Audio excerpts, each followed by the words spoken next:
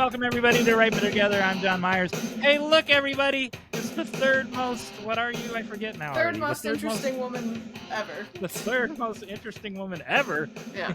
Even above Cleopatra. No, It's Cleopatra's first. Matisko. Cleopatra's first, then it's Signa, and then it's me. Oh. That we have the rankings. I thought it was Kelly Clarkson. Nah. This whole time. Nah, Cleopatra. Kelly Clarkson's fourth. What are we up to today? Well, we have quite the list. Oh. We're gonna talk about how we got out of our bubble this week.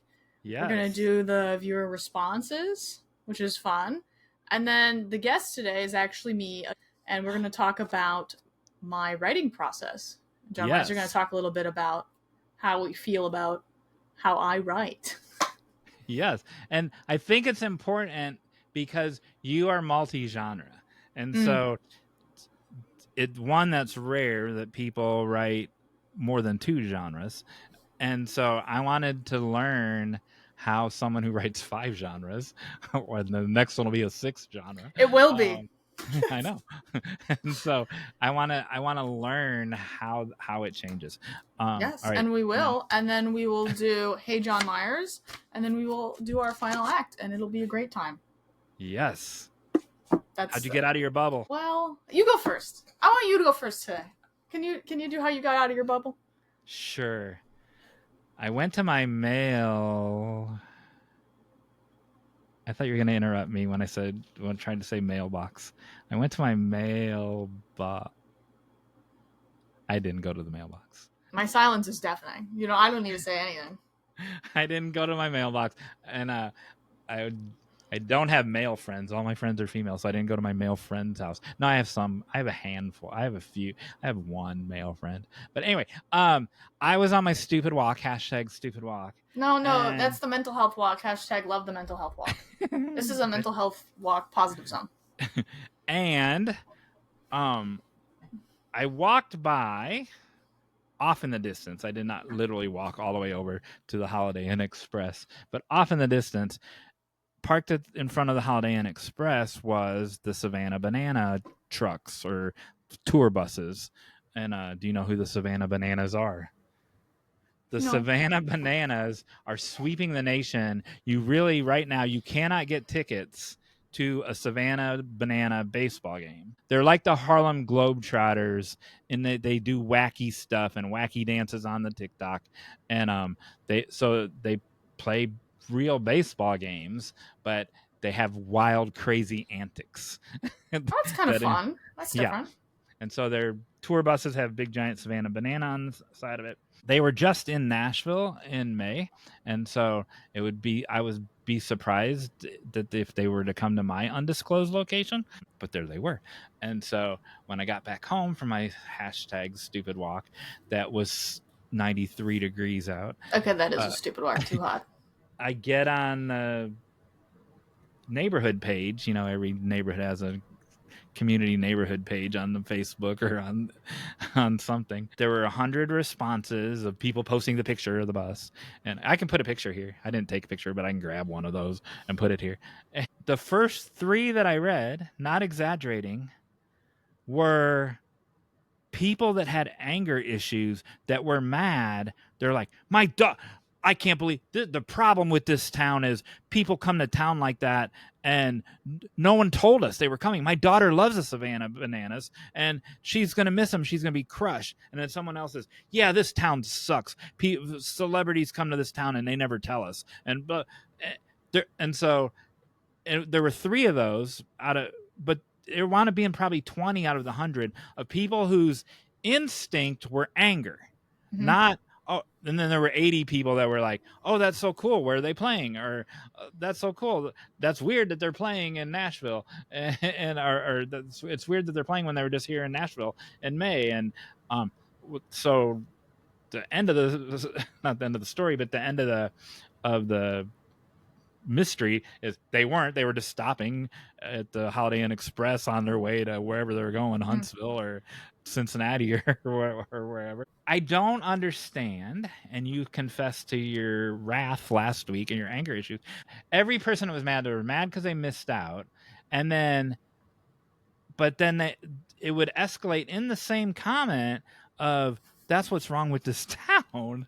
And even if they were playing here, it's not the town's responsibility to tell you who's playing at the minor league baseball club. And then the fact that you didn't know, that might be a clue that they're not playing here, because you do see those things on the event pages, and it, like, if they were here, you would know, because it's all over the place. If your daughter loves them, she would probably see that they were coming and ask you to take her. Correct. And they're sold out for the whole year. And so if you go to buy tickets, you're buying tickets now for 2026. And then the next level of anger, and then I'll let you respond. The next level of anger was, no one in this economy, no one can afford $400, $500 tickets anyway. Okay. That's how much it is? No. But then people were like, yeah, that's right. And so then they piled on top of that. And no, tickets are like, you can get 5 tickets. Well, you can't get any now because they're sold out. And but you can get like 5 tickets. Like, some guy took his family of 5, and it was $200 for all 5 of them. So whatever that is, $40 or whatever. Pretty reasonable. Regular. I'm not a sports person, but regular baseball tickets are $18. So if there's double that, like, that's not crazy. But people were piling on to that as well with anger, rather than do what you just did and go, that fact does not seem like a fact. And so they saw that number through their anger, and the whole thing baffled me, because I expected to come home from my #stupid walk and see all these people going, oh, how cool, they ate at our IHOP or whatever. And Danny Trejo, the actor, he ate at our IHOP twice. And so I thought I would see that, and I just was greeted with anger. Yeah, I don't think that's totally uncommon. You're also on the internet. True. I know you've created a very positive, beautiful internet space, but not all or even most of the internet is that way. We have a keyboard warrior problem of something else in their day isn't going very well, and they're just... So it might not even be that's the stimuli. They could have been primed to anger elsewhere, because, I mean, the economy is so bad no one can afford it. That's just more like life's not good for, like, me in some specific way. When people complain about the economy, they're usually complaining about their own life, right? And the economy might be like a factor, like maybe their boss doesn't treat them well and they don't feel like they can leave their job because their rent's really high. And these are all factors that can lead someone to be extra grumpy in a situation that doesn't require it. I will say this is obviously misplaced anger, and people with anger problems have to look out for misplacing their anger and taking their bad feelings out on things that don't deserve it. But when you're talking about the internet, you don't see another person there that you could be hurting. So this is kind of a way people get their stuff out. So I don't think this has come up before, so you might not know about this. I have terrible FOMO, but yeah. So Jammin is having a private webinar on the same day that I'm speaking in Oklahoma City, and I can't be in 2 places at once. And I even looked, my session is in the middle of when he's doing his workshop. And so, like, I can't even do it from the hotel. My response to it is never anger. My response is maybe disappointment, or my initial response is, can I do both? Can I fill my life even fuller? But then it's, oh, I'll get it next time. Not like all caps exclamation points to anger that a celebrity stayed at your Holiday Inn Express and no one told you. Yeah, that is a bit much. But it was more than one person. Yes. That was mad that they had their FOMO made them mad. I've had FOMO where I've gotten mad, where it's like, I feel like a group of people that's supposed to care about me is purposefully leaving me out of plans, right? So this is like a more specific, and I guess in my mind a more reasonable time to get upset. But it's like, okay, these people love me, they care about me. Why aren't they telling me about this trip they're taking? Why am I not being included? And then I'll get upset. which is in and of itself a type of FOMO. It's like I wanted to spend time with these people, but then I start to warp it, and they don't actually like me. They don't care about me. Why doesn't my city care about me? I want to feel cared about. That's what this. It's like the thoughts get like warped in people's heads. So, do you learn from your FOMO? What would I learn? I just learned that maybe I'd like to do something. So, the reason I asked that because your example was this group of people was plotting against you and it purposely excluding you. I don't even think that, like, when I think about FOMO, that doesn't even enter my brain, in my Mr. Rogers brain, that someone wouldn't like me and not invite me. Right. And but so my FOMO is like, there was one time where I found out that Tessa Violet was coming to Nashville and it was already sold out. I found out like a week too late and she sold out right away.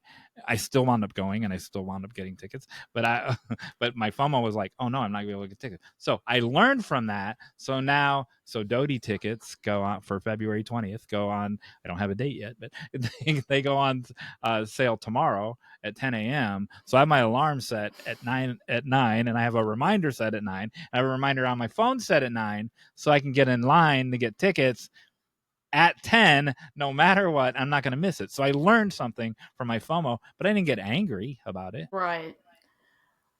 That just has to do with mindset about how you look at life. I think it has to do with, okay, true. But I think it has to do with, I'm insulating myself from the FOMO by being prepared ahead of time. Yes. So you're trying to make a distinctive change to prevent, right? So you're trying to learn from the experience. I see.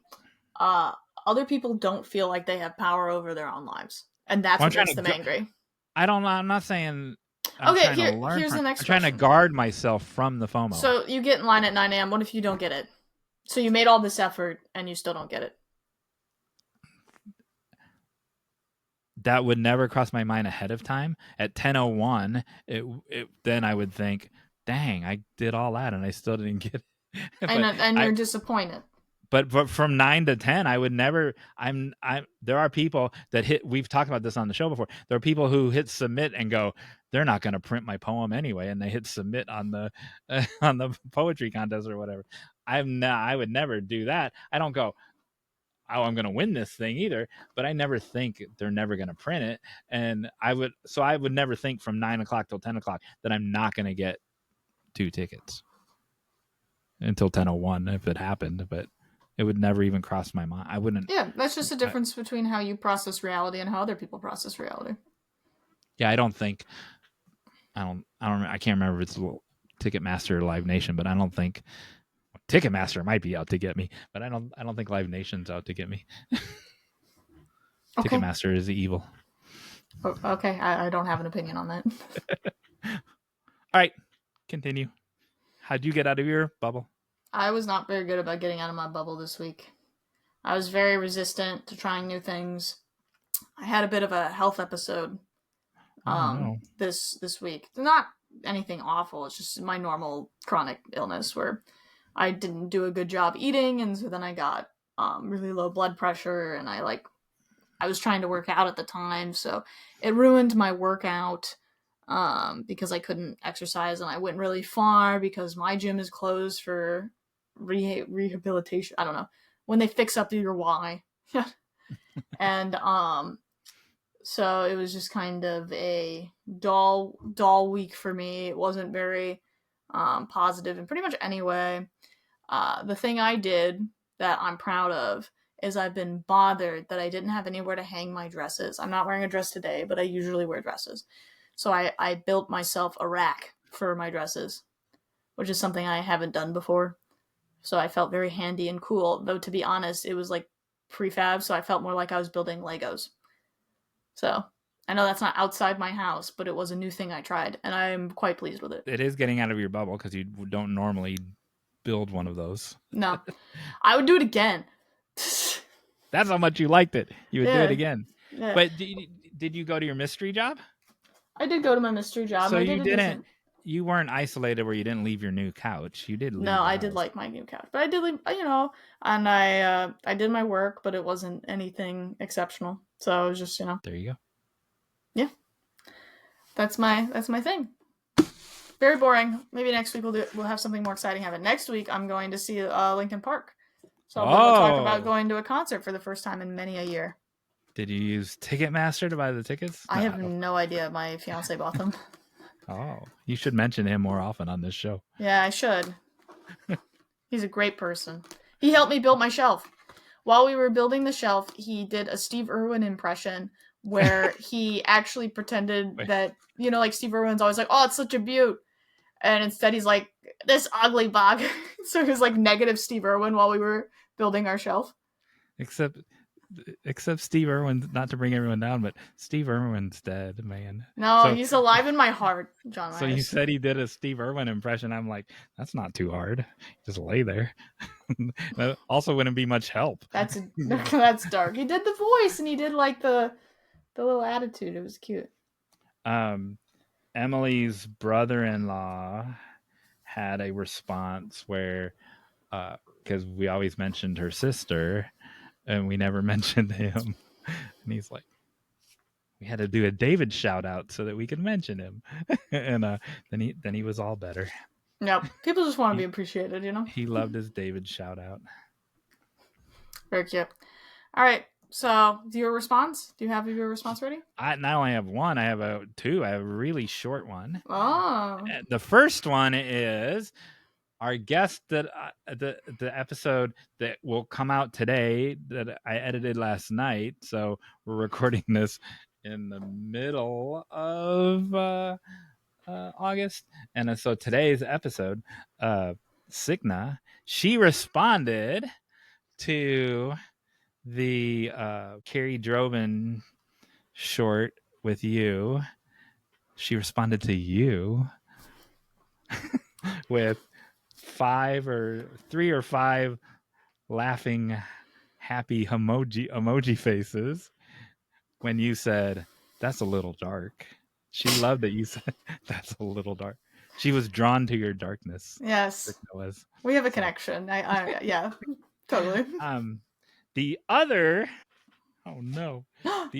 viewer response is on my phone. You get to talk to my chair for a second.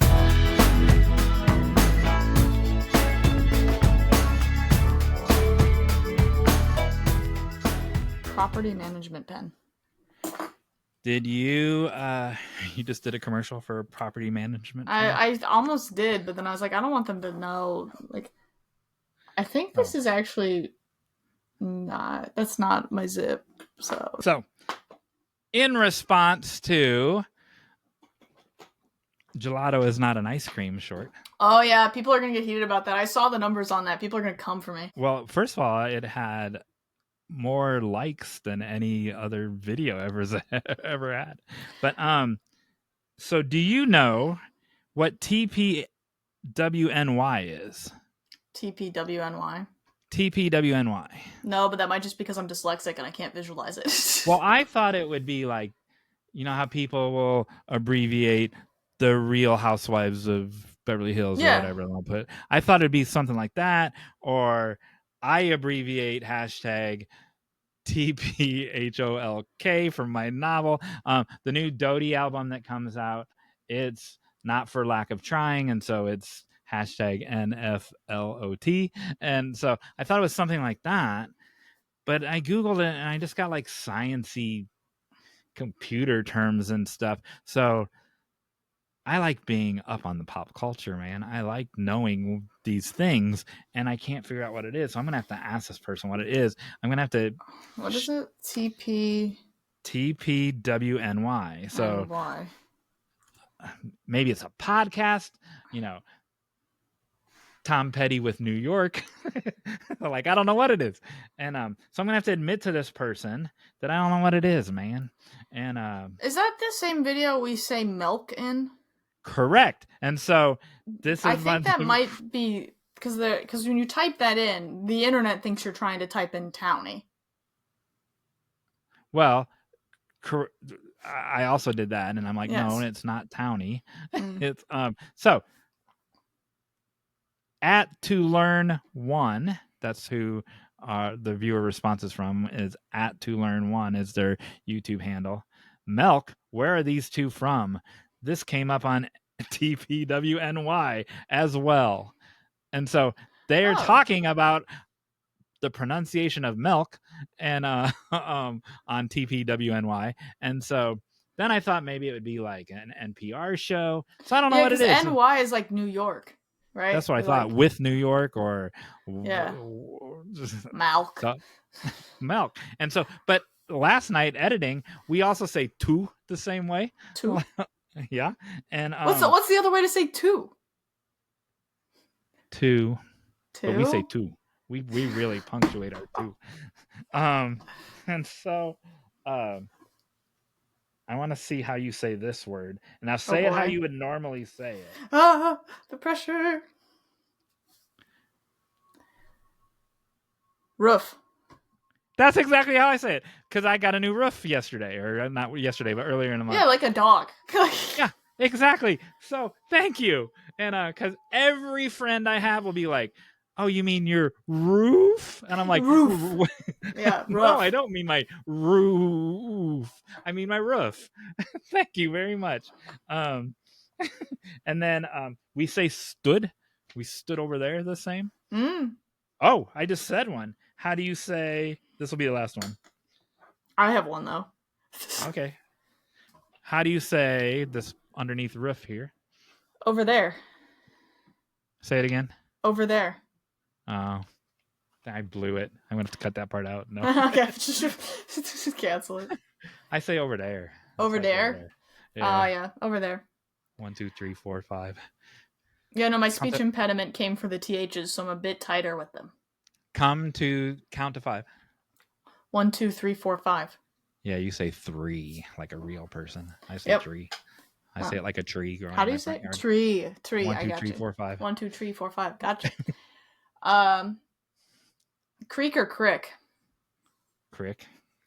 Okay, yeah. Do you have a difference in terms of what is a creek and what is a crick? Because I have a difference. The band Nickel Creek would be a creek, but if it's not part of your name or an official name, no, you went and got crawdads out of the crick. Crick. So for me, a creek is any kind of small body of water that's like that you'd find in a little wetland forest area. A crick, though, is the irrigation streams that are man-made. Oh. So, because when I'm in a rural place, people start calling them cricks. So then the rural creeks that I see are cricks. And then, yeah. You get it.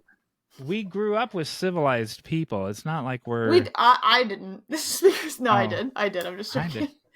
I did. Yeah, no, we got like 3 boba tea shops where we're from now. We're very in with the times. My 5th grade teacher, Miss Edwards, who's now dead. Yeah, she wasn't there when I was there. She made us spell with the British spellings. She wasn't Brit. And so I still spell color with a U and all those things. I still do it.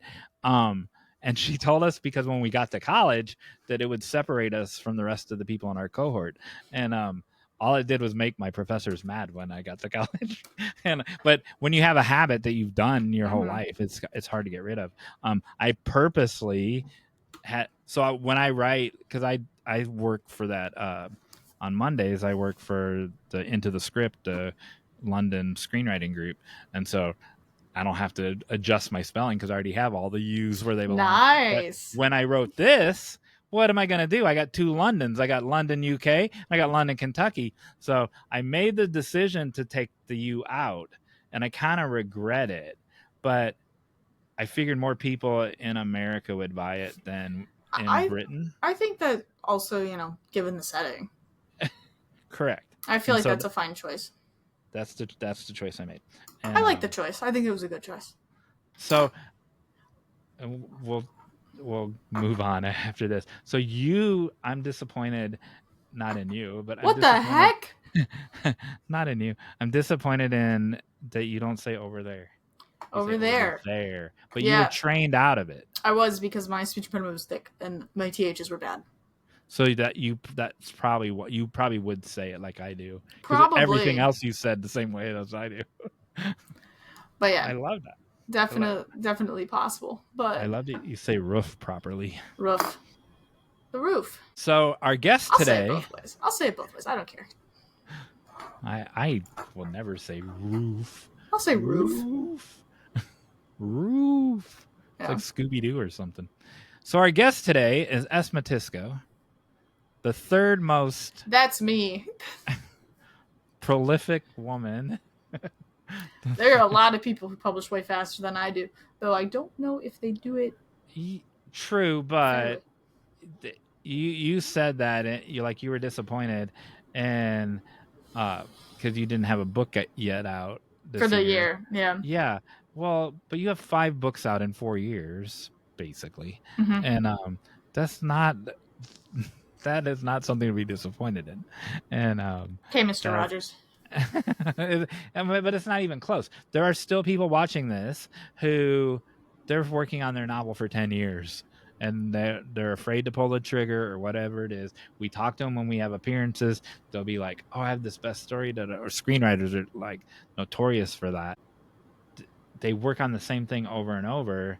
The fact that you produced 5 that are out in the world in 4 years, that's major. It is what it is. It's not 50 in 8 years like Kirsten No. Modulin, but I think, I don't know. I'm not a big person on pride, but I think you should at least acknowledge. I would say you should be proud that you got 5 out in 4 years, because that's an accomplishment. You should at least acknowledge the accomplishment.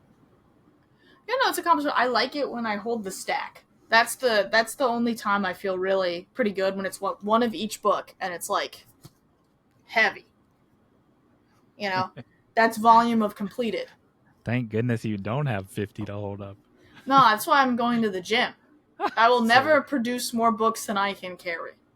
Do you have a target? Final target? No, I'm going to write till I die. We'll see how many is at the end. Kirsten Modulin has the target of 100, and then when you get to 100, even if you only sold 1 book of each of the 100 a day, that's $400 a day. And she's like, then I'll just write. Like I'm writing at this pace of a book every 2 or 3 months now until I get to 100. Mm-hmm. And when I get there, then I'll just write when I want to write, when I'm on vacation. But it's very intentional that's her target. When I get to 100, I don't have to worry about anything. Yeah. I see. I don't feel totally confident that it's like I would get 1 a day on each book, you know, even at that volume. I don't know, because that's almost too hard to imagine. So I just kind of write as many as I can at the quality that I think is acceptable. I know this is all about you, but my target is 9 in 3 years.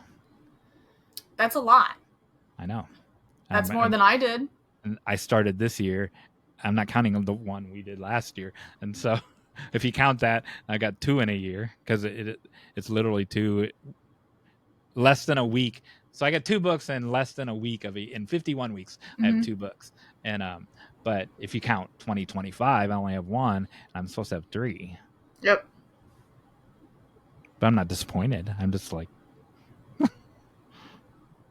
yeah, no, the other day I was reading over one of my works in progress, and I was like, if I could just like lock in, this could get done. You know, just a sweet little rom-com. I could lock in. So which of these, you're going to talk about your process. Which one do you want to talk about first, and why? Do you want to talk about that one first? I'm feeling weirdly motivated to talk about the book that I never published. Well, good. And because my follow-up question after you answered that was, the next one, how is your process different on the next one that's not out yet? So here's one that's also not out yet. So it's never coming out. Oh. It's a sleepy. It's like a book that I wrote when I was too young and not skilled enough to publish, but it would be too difficult to like rewrite. but it's interesting to me because it has little nods to things that I'll be interested in throughout my writing career, like things that I like to think about and write about. And like, like it was one of those books that it was just too big and too many things. It's what I did in like middle school and early high school, right? And so I had my friends read it, and that's where like my writing process started to solidify. And since we're talking about a writing process, I'm like, okay, where did I like start to learn how I write well? And like, so the start, and it's I had a laptop. I put it on my lap, hot as all heck, no lap desk or anything, just laptop, burning the flesh. And I would sit there and I'd type. I'd close my door. My room would get hot because I live in like a house where like I'm angled right at the sun. Didn't like the hot, but that was just how it was. And I would lounge in my bed and I would type. That's because that was the most private room in my house, And I wanted to write for hours on end without being interrupted. So in order to accomplish that, I started wanting to write on the weekends when, but that I would get interrupted a lot, or like people would be like, you should do chores, you should do this, why aren't you helping? Let's go on a bike ride, And so then the weekends started to not look so good, so it ended up being evenings. So it would be like I eat dinner and then I went and wrote, right? And so that was kind of where the night owl aspect of my writing process kind of started to emerge, as well as my I need to be lounging process. Like I need to feel removed and I need to feel comfy, right? So I'm not a writer who writes in cafes. I like to go to a cafe, but I won't write there, So that was like the beginning, and then, but what happens is if you develop a routine that's too strong, then when something comes, it can break it. So high school comes, I'm in a lot of honors classes, homework's going past dinner, I'm exhausted by that point. The writing's stopping, right? I went a couple years just not writing anything at all, even though it's what I liked. And so I'd get like assignments from school, be like, write a short story. And I'd be like, this is the best day ever. But so that kind of like shifted, and I didn't write for a little bit, but I knew I liked it. And that was why I started pivoting in college to do writing courses, is I wanted an excuse to do it, and have that kind of built into my schedule, even though I was struggling to find the time on my own. However, I started writing Let It Breathe, my first book, my debut book, before I ever took a single creative writing class at college. I started writing it on Fridays and Saturdays because I'm incredibly lame and I don't like going out drinking or clubbing or partying or to frat houses or anything that other college people like to do. So instead of doing those things and making friends and doing the get out of the bubble Jon Meyers thing, I sat in my room and I wrote this book. And it took me about a year to write it and then maybe a year to edit it with this timeline. So because of it, there are some things in here and some tricks that I didn't know yet. But it was mostly inspired off the books that I had read up to that point, which were very much so like historical fiction, literary fiction, Steinbeck-esque things. At the time, I was really into Steinbeck. So before you get any further, the people watching are more stay in their room and write people than they are at the frat party. I know, but I'm just letting them know. So yeah, I think frat people really like watching you. I don't know what you're talking about. At the kegger, they put us up on the big screen TV at the kegger, and then every time we say crick, they chug. But now you've started something. Drinking game. Every time we say a word in a way you don't like, show into a drinking game. But we can do it as a hydration drinking game. Drink your water every time we say a word in a way that you think is odd. All right, I want you to say over there. No. So back to the point. I was studying food science, as you may have caught on, yes, and the lighting in here is very bright, so it's hard for me to hold this up. And I was specializing in winemaking and fermentation science. I knew that even at the time this was coming out, or like I was working on this. And what it was is I have a thing for documentaries, and I watched one about Prohibition. And I had never thought about how different our wine industry is on the world stage, and how that's pretty much entirely due to Prohibition and what happened to the small scale farms at that period. So it's basically like the big wealthy families, they could stay in the wine business and sell to the church, and they have like special laws protecting that during Prohibition. And then all those smaller farms with poorer families basically just got bought out by these big families, and that's why we have these big wine companies like Gallo. What? And so because I was like interested in that kind of stuff, looking up that time period was in terms of like the agricultural practices was interesting to me. I like to learn about what the land value was at the time. Low as heck. It was crazy. The thing that I found more challenging was what was also going on in the same time period and making sure that that was included, because in this book it goes from like the 19 teens to the, you know, like mid 1920s. Something very important happens there during that time called World War I. And I'm not really, at least at the time writing this, now I know a lot more, I'm not really a huge like history buff. I don't know everything about World War I. In the researching, I was like, okay, so we didn't enter World War I when everyone else did. Like, I didn't even know that. So there was like a level of insecurity that came from writing a historical fiction piece of, you have to get everything right, you know? Like, originally in the first draft, I had someone kill someone with rat poison, and my editor came back and went, there wasn't rat poison that would be bought in this time period. You have to do something else. And I was just like, oh, geez. So that's like a whole different thing, and you can't know everything. And that's why I think, especially with like a historical fiction piece, you gotta cross-reference people. You know, it would be like if you're in the... People do this a lot where they think, okay, Irish people like potatoes. They'll go into like Celtic ancient Ireland and have them eating potatoes, but potatoes came from South America, so you can't do that. You know? But those details, if you're not an expert in the time period, which if you write multi-genre, you're probably not going to be. I don't only write in this time period. You have to be open to people helping you, and I haven't heard that I missed anything. Some people say that like it's a little difficult to follow because I use head hopping as a technique, which people don't care for in modern writing. I haven't heard anyone say that's not historically accurate, so I take a bit of pride in that. And I think that's that experience, though. I don't think I'll ever write historical fiction again. This is just gonna be like why I won't ever write this specific kind of book again. It'll be funny. But I probably won't write it again because I didn't like how constraining it was. And that's where I start turning to fantasy. Even if I'm doing historical-based fantasy, I can make it whatever I want. While this one, I had to like keep it in reality in a way that I found limiting, even though it's magical realism. So like we have a little bit of like seeing the future and stuff. But yeah, so that was kind of the start. How are you feeling? You have any comments about what I've said? So that's a good example. So right now in Into the Script, the group that I'm the only U.S. moderator in that's out of London, mostly screenwriter group, but there's novelists in there as well. We're having this discussion on how accurate does your dialogue need, I don't mean talking slang, but how accurate does your dialogue need to be in historical fiction? And to me, it's not a documentary, it's it's fiction, right? And so the example that you gave with rat poison is a great one. So my first screenplay that I wrote 100 years ago is in 1903, and there were folding chairs in it, and I did all the because I wanted to make sure there were folding chairs. I researched everything, like were there folding chairs in 1903?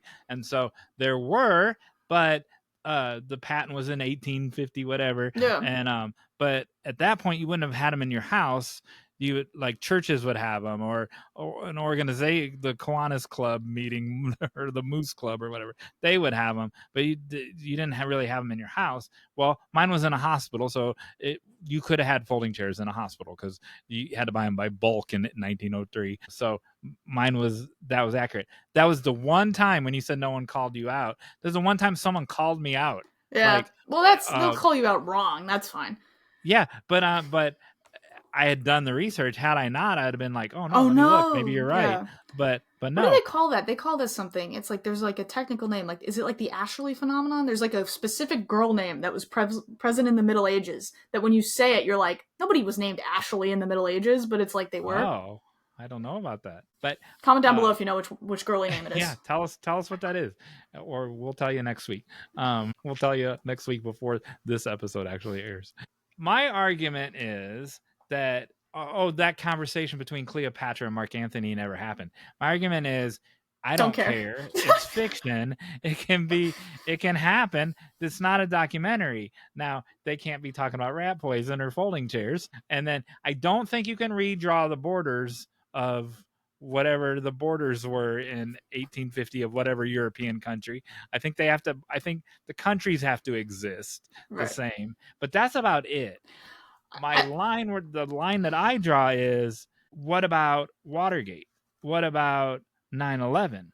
So I have many friends who weren't born at 9/11, right? And so that's history to them. Watergate's history to them. So I have this rule of thumb that if everyone's dead, you can say whatever you want. So pre-Civil War. Oh, that's interesting. Where it's but no Watergate, living memory for it. Yeah, Watergate, you still kind of got to get right. 9/11, you certainly have to get right. But 100 years from now, the people that thought Watergate is old now, 100 years from now, it will be Civil War old. So I think your book's going to exist forever. In terms of historical fiction in general, I think it's important to set mood correctly and set scene correctly in a way that makes people feel like they've been transported. You don't have to be 100% on, but if they start feeling, oh, this doesn't really feel like the 1910s, or this doesn't really feel like the whatever. When did Watergate happen? The 70s? I don't even know. Yeah, 72. Yeah, it's like if you're in 72 and they're not talking about Watergate and everyone's just talking about how everyone loves Nixon so much, people will be like, well, this doesn't seem like that time. And so you have to do it in a way that doesn't rip people out of it. The very reason I picked, like, it was interesting that you picked the time that you picked was because you were interested in fermentation science and in winemaking. And that's what led you to tell that story. I was interested in, because you don't see it very often in a movie, when cars and horses share the road at the same time. And that was that happened for a long time, because it wasn't until like the 1950s where half of America had a car. Now, I'm not saying a lot of people rode horses in the 1940s, but in 1903, there were more horses on the road than there were cars, but there were cars. It wasn't just like one guy in town had cars. People did have cars, but I just like the idea of this time period, and it plays a role in that story that a car and a horse are on the road at the same time. Yeah. Next genre. So I write that. I am now out of college and I'm writing at a relatively high rate. I'm trying to get books out because I published this book and I want to publish more books. I want to just get my ideas out there. I like the self-publishing process. I like just finishing the book, putting it out, and people getting it. I wasn't getting like crazy response. It's not like I went viral or anything, but I was like, people read it. People I didn't know read it, and that was all very exciting to me. So I'm doing a lot of work writing, and then my health starts having problems, and then double I fall and break my wrist. Okay? So I have loads of progress. Yeah, that's who's next. So I have loads of projects I'm trying to write. And I have a lot of passion behind, and I can't type anymore because my wrist went kaput, right? And so instead of keeping all my bad feelings inside, I start writing my poetry book, Broken Wrist Poetry. And so it's short form, modern, free verse, garbo. But it's like, it's a lot of my feelings. And I was under a lot of stress at the time I was writing this. And so, here, you can see my little face. There's my little face. And you can see it. So it is nonfiction. It is about my life. You learn things about me in here. I'm very like open. I talk about my mom dying. I talk about my dyslexia, my mental health issues. And, it was a different kind of experience, and it was more of a journal vibe. It was just, I needed to write something down or I would get quite, depressed. If I don't write, I start to get very sad. So I just had to like put down my thoughts, you know? and my frustration. So it's a much more like raw, like this one is so different because it's like research, double check everything. This one's like, I can write whatever I want because it's about me, you know? And I tried really hard to not edit it either because I thought if I started ripping things out of it, it would lose its spirit. And it would become sanitized. I think the thing that's really wonderful about this piece is the fact that it goes through the time that I was going through. And if I started removing things, it would not be authentic anymore. And, I can write poems the way you're like, I can write sonnets and I can work an iambic pentameter if I felt like it. But I didn't feel like it because I was too upset, right? And I just didn't want to write that way. And so it was probably the most healing experience any of my books had ever given me because it gave me something to do. That's kind of the vibe here. So it's so different because it's just so much like just getting your thoughts out there and then respecting the thoughts as they are. Can the bickering start yet? What do you want to bicker about? What do you want to talk about? Bicker was the wrong word, but it bothered me that you said this was almost a journal because I'm reading it. Everything you said about its authenticity is true. Everything you said about you're working through the feelings of your healing, all of that's true. However, it's true plus. It's not. This isn't a but no argument. This is an and plus argument. And you said this in the episode with Sikna, you were aware that it feels very, in a positive way, very explanatory, like you want me or the reader to understand me. I want you to understand this. Right. And you don't do that in a journal. Normally, you don't do that in a journal. If you were just writing to yourself. Think I would, which is the difference, I guess. And so this is where we're going to bicker. And because a journal, you're working through your feelings for yourself. This one is you're aware that the audience is with you and you're making it very clear of what these feelings are. Right. In a good way, because you want us to understand that. In a journal, I would imagine an audience more than in a novel. In a novel, I'm in the plot, I'm in the story. When I wrote journals, this is like silly. When I wrote journals as a kid, I had like an imaginary person who read my journal named Misty. Oh. And so I was talking, I don't know, I was talking to Misty. And I started pretending or like thinking about what she would be like or what she would think about what I was saying. So to me, it was actually kind of an extension of that kind of way of thinking. I guess that's where my interest in like characters and things started coming, because this is young. This is like just learning how to write and like writing to an imaginary friend young. And I always write my thoughts like someone could be hearing me. I think because of a desperation to be understood, right? And so I'm not writing for, even when I'm talking to someone, if I'm talking about how I'm hurting or what I need, I like imagine them receiving it. And so then as I went, I started to be like, this might actually come out. This might not just be me imagining someone receiving me. This might be actually people are going to receive me. So I guess that's the difference and how versus you would journal versus I would journal. I would always imagine someone reading it. So when I think I'm up to, I'm obviously up to this poem because I'm going to reference it, but the reference are like, they teach you in creative writing to do this, but I'm going to do this, this other thing. That's explaining to me, the audience. It's also explaining to me myself what I'm going to be doing. I'm not. Sounds like I'm arguing with the author of no. It's just I'm not. I don't mean to do finish that. The book and then come back to me. You know what I mean? He's 20 pages in, guys.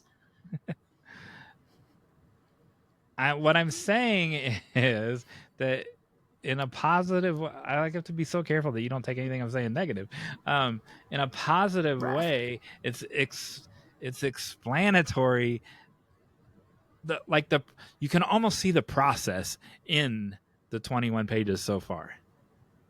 Mm-hmm. I'm not going to do this. I'm going to do that. That's me deciding what I'm doing on the paper. Yes, I'm discussing. Yeah, it. I know. Yes, we're agreeing on this part of our conversation. We're agreeing. Okay. Yeah, cool. I love that. Mm-hmm. All right, continue. Well, that's also, that's good for any kind of argument. You have to discuss how you're going to make it. And so it's almost, I don't know, it's very, I guess this is just like a Delulu book, Like I'm pretending I'm talking to someone without being entirely sure I'm going to. And, but yeah, no, it's fun.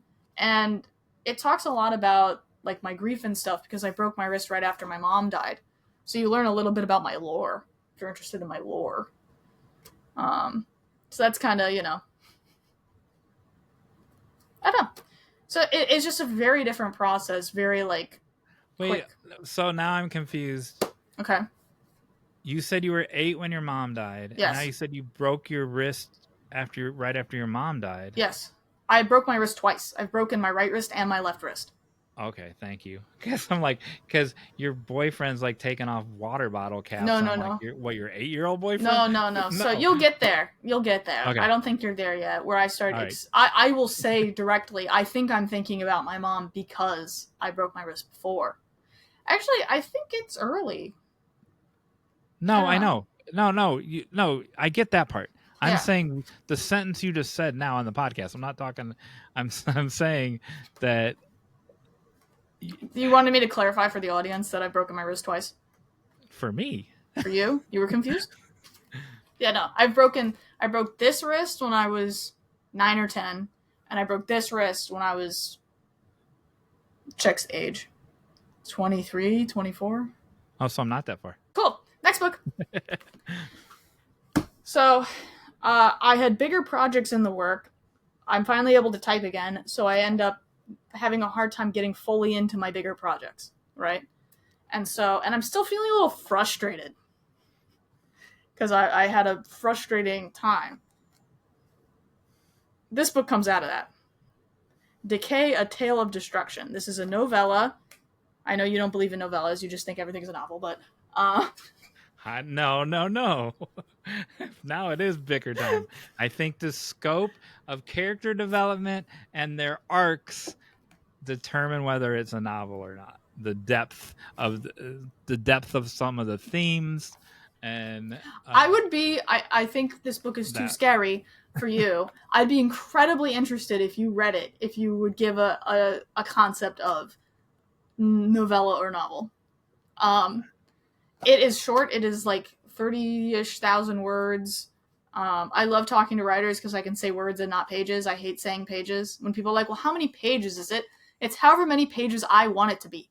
I can make any book any length of pages based on just formatting.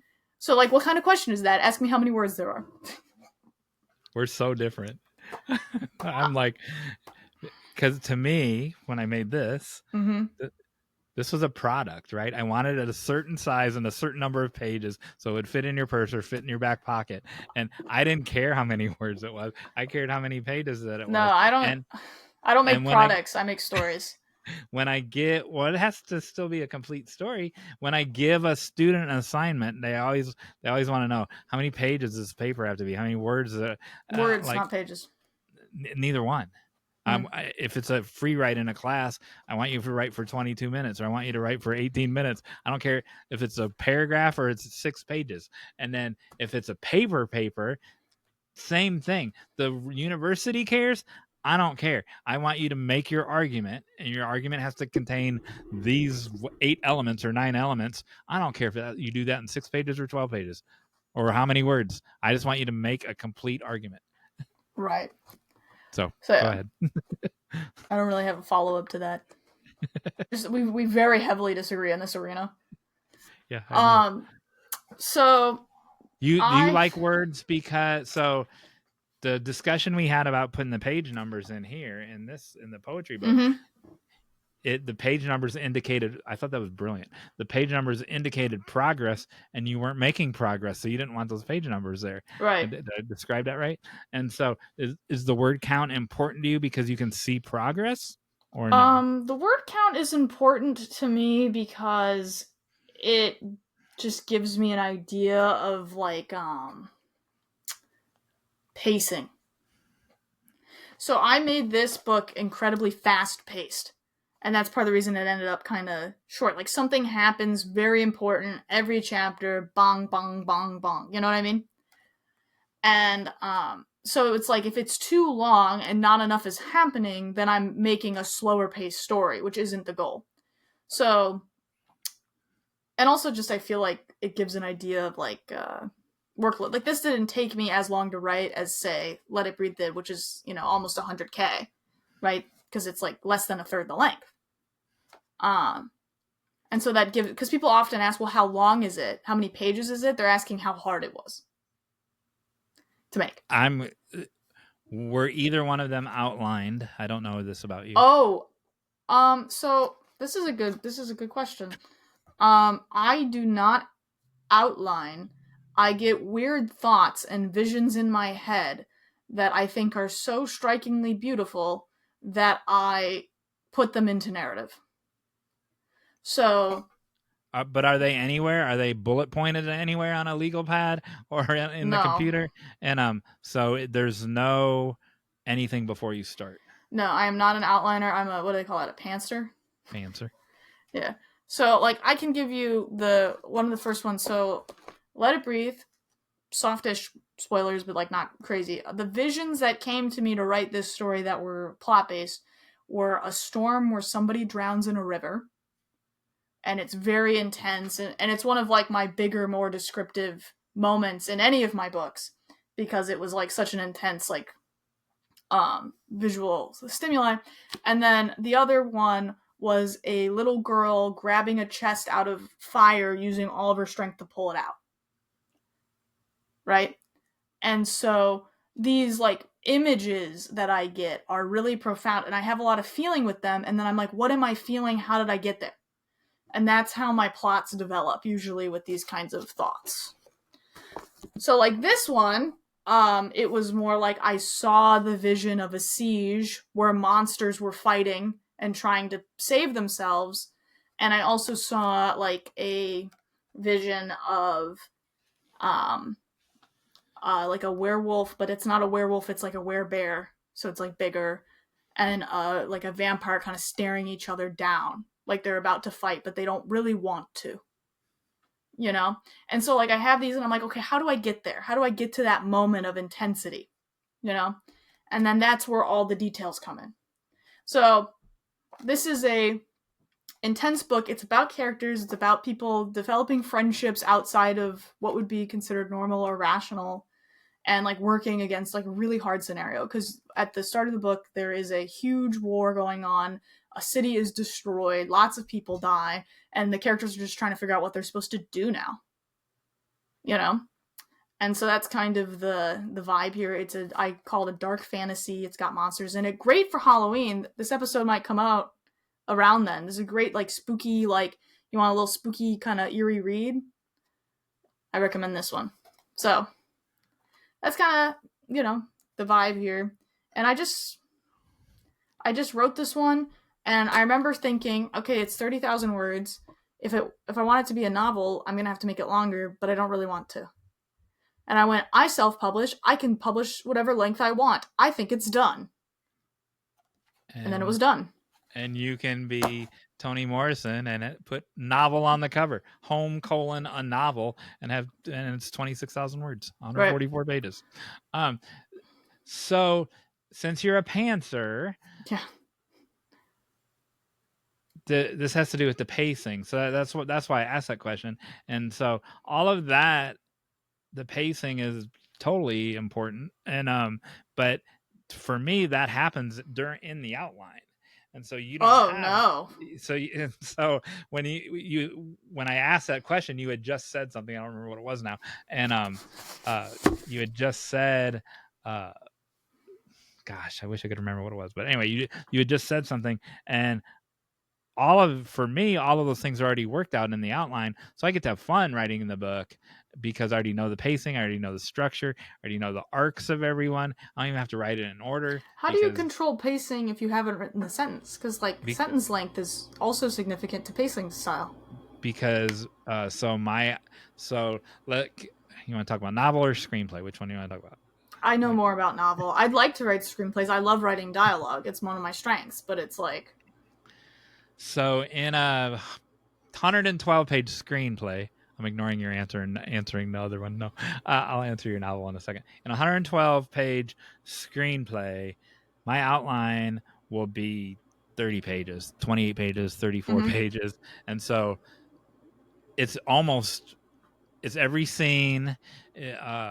There, even if I think of a funny joke while I'm writing the outline, I'll put that in there. Some people call it a scriptment. If there's a poignant line that pops into my head while I'm describing that scene, then I'll put that in there. And so it's almost a short story. It's 30 pages, right? And before it turns into a screenplay. In a novel, it's more conventional for me. It was a more conventional outline, but to answer your question. And the same thing happened when we outlined this, right? Anyway, nonfiction book. We didn't know the length of each chapter, but we didn't know the order of the flow of each chapter either. But there are long chapters and short chapters. Here, I'll talk about this one, the novel, the Pantomime Horses of London, Kentucky. There are long chapters and short chapters. Those were intentional in the outline because I want it to be a roller coaster. I don't want 4 really long chapters and then 4 page-and-a-half chapters. I don't want that. I want it to be those short chapters come every so often, and then there is one point where there's 2 right in a row. Boom, boom. Right, and that comes about 2/3 of the way through. When you said "bum bum bum," it made me think so that's intentional. And William Martell, who is a screenwriter, but he's turning. He wrote novels when he was younger. He's reissuing those right now. He's going through some of that, and he's going through that same roller coaster process. I just had 2 long chapters, 4 long chapters. It's time for a short one. So I write without chapters. Because I'm not outlining, I write straight and I cut it at the end.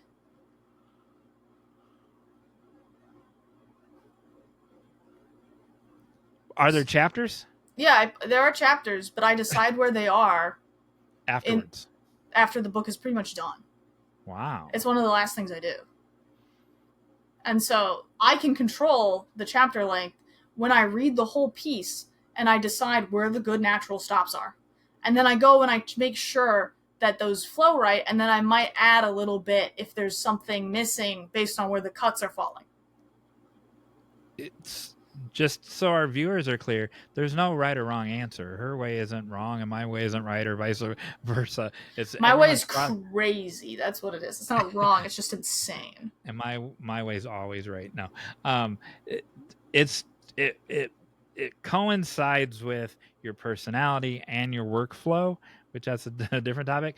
But getting back to the pacing with what you just said with William Martell, so he put in this group. He's like, I just made this important scene that I need, and it has to go before this other important chapter. Do I make it a short chapter, or do I incorporate it into this really important chapter? And my argument is always going to be just put that short chapter right before it. And so half of us argued for that. The other half argued, no, put it like they like the big, long, lengthy John Irving chapters.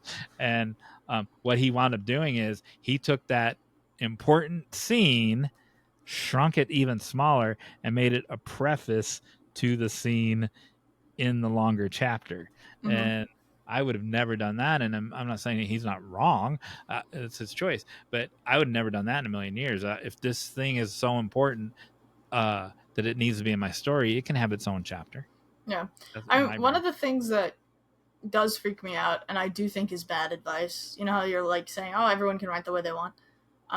a lot of people will say chapters need to be a specific length in words, like 5 to 7 for like mass market books. Yeah, I would say that's not a good way to think about how to do your chapters. I like short, long. That might have to do with like my personal like preference and also like the kinds of books I've read. But I think if you're writing a story and someone's trying to tell you that the chapters need to be specific lengths, that's like silly goose behavior. And you should make your chapters the length that you feel is right for your pacing. And I'm like, this is bad advice I got in my BA. So like whenever I'm working on a story and I have a short chapter, I think, oh, it's too short. That's not going to get picked up mass market. And I'm like, why do I care? You know? My answer is your answer is going to be you don't care at all. My answer is, as an indie publisher, I care because I want the reader to enjoy the roller coaster. And yeah. But that's like it. So like the concept would be like a page chapter, like a chapter that's like a page long. Like they would advise, like most big publishers would advise not to do that at this stage because it would be too jarring for the reader. But I'm kind of like, it's what works. And I like to jar them every once in a while. Yeah, and so you can't have them all that way, but I'm looking for Jammin's book, and to see how.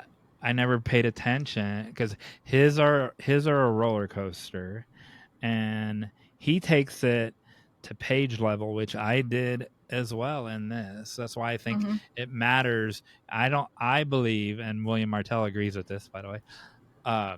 You don't write, if it's going to be 9x6, this is 4x7. If it's going to be 9x6 or 8x5, you don't write it on 8.5, 11 because it contains that flow and those beats. Jammin says, "Oh, I disagree because we're indie publishing. People are reading on Kindle Unlimited. We don't have control over the font that they're making it. It totally goes away. That's old. That's an old mentality. We got to move on. Let me address this. So Jammin says you want the only goal in writing. I can't. Where's the paper orchestra, man? And, here it is, right here. He's sharing these intimate memoirish type moments, and his goal is to make you turn the page, period. And he wants to move you, and he wants to turn your laughter into tears, but he wants you to turn the page. And so if you go 3 or 4 pages and there's no compelling reason to turn the page, then you put those are the books that are on your to be read pile that you never finish, and you go to something more exciting. And so if you can't have an emotional touch point at the bottom of every page, and or you wouldn't have the roller coaster, but you try to certainly do it at the end of every passage, and whether that passage takes 1 page or 2 or 3 pages, right. I'm just telling you how I do it. And then to keep them turning to keep them turning the page. And then if you don't, there are other people who go, oh well, that just comes naturally from That's me. What I was about to say. And that's great if you can do that naturally. But if you have those, if you want to call them emotional beats on 8.5 by 11 page that you're typing in Word, and your book's 4x7 or 8x5, they're not going to be. If you had 1 on every page, it's not going to be the same momentum and the same flow in 8.5 by 5. If you take care of it in your 4x7 or your 9x6, when you get to the Kindle, they're there often enough to solve that problem. So you're 100% right. You should just put them in as often as you feel like they should be there while you're reading it. And then when you format it, it'll format the way it formats. But newbie baby writers don't know that yet. They think the most boring thing in the world's fascinating and stuff. You know what I mean? And so did a lot of writers who've made a lot of money selling books. If you think it's good, like, yeah, okay. But it's like you should write a book that's interesting enough to you that it's constantly interesting. Like you're constantly putting sentences in there that you think are hooking people, that you think are interesting. So when you format it, it's probably pretty good odds one will show up at the end of the page occasionally. We've all I've only walked out of one movie in my whole life, but a lot of people walked out of a lot of movies, right? I've ever walked out of a movie. And but we've all turned the channel and not finished a movie. Mm-hmm. And that's why, because on paper, nothing happened to make you want to turn the page. A movie's not paper, so that's not the same. Do what? A movie's not paper, so it's not the same, like cognitively, in terms of how someone's going to process it. Yes, but it started on paper, and so if ignores the cinematographers, ignores the directors, it's all the screenplay. No. A brilliant script can be a terrible movie, and a terrible script can be a brilliant movie. That's not the second one's harder, but it can happen. But anyway, if those beats aren't in the first 10, if there's nothing happens in the first 10 pages and in the script or on the screen, those you will turn the channel. And so that's those are the books about that making it exciting frequently. It doesn't matter if you format it beforehand. It doesn't have to be exciting. It just has to intriguing, whatever, in an emotion. You know, it can make little grippy. But if you I think if you think about it too much, it'll come out really forced. That's why I don't do it that way. It's because then it's like you're constantly trying to, like, I wouldn't read a book like that because I'll start getting annoyed. I'll be like, why is this person trying to emotionally manipulate me every page and a half? And if you're me, you actually point that out in the book. Like, the book becomes this meta comment on what is this guy doing. And but this sidetrack started on me agreeing with you about these chapters can only be 4 or 5 pages. I'm agreeing. I think it's 5,000 to 7,000 words. Like, they're like, that's a chapter. And I'm like, the number of words in the chapter. I'm agreeing with you. I'm saying the emotional beats determine where the chapter divisions go, is what I'm saying. And then you can get it even more you can fine tune it even more to get it to every page or every passage. A passage might last longer than a page. That's all I'm saying, is I'm agreeing with you about don't do the word thing. Right. That's my actual advice. And other than that, you can do what you want. I will say, last little bit about Decay. This is when I learned that I could, like, message readers and send them copies, and then they would post on their Instagram about my book. Right? I send digital copies usually, or like advanced reader copies, to get, like, feedback. And in general, positive. Sometimes you get bad ones. That's just the nature of the game. But it's good to contact readers who read a lot and see what they have to say in general. Are you talking about specific accounts that do that all the time, Bookstagrammers? Yeah. Or are you talking about people that you... that's what you're just talking about, Bookstagrammers? Yeah, I'm just talking about not people that you know or anything like that. No, because people that you know might be like, oh, you know... And I think I run into this a little bit on Bookstagram. Everyone's so nice. Sometimes I think they can be a little nice. But in general, people who support indie authors want something a little different. And so if you give them something a little different, they're like, oh, that's great. I'm happy I read that. And it's one of those things where they wouldn't have read it had they not seen it on the internet. You know? And you message them on Insta. So I do a couple different ways, and I've done a couple different ways over time. For this book, I'd never done it before, so I was DMing accounts. And I was like, would you be interested in reading my book? I'm looking for feedback, I wouldn't do that anymore, given my following size and the fact that I have a list of ARC readers at this stage that I'm relatively comfortable with.